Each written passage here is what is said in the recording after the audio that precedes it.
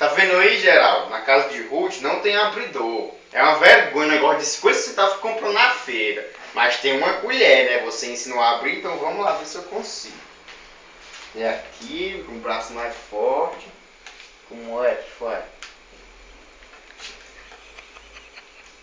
Que a colher é mole.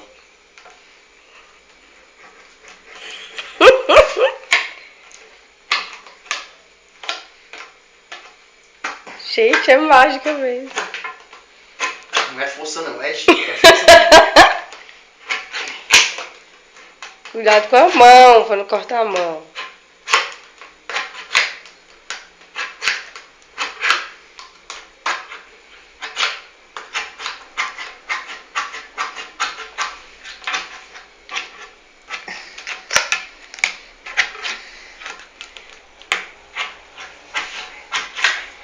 Perde quantas calorias nesse processo.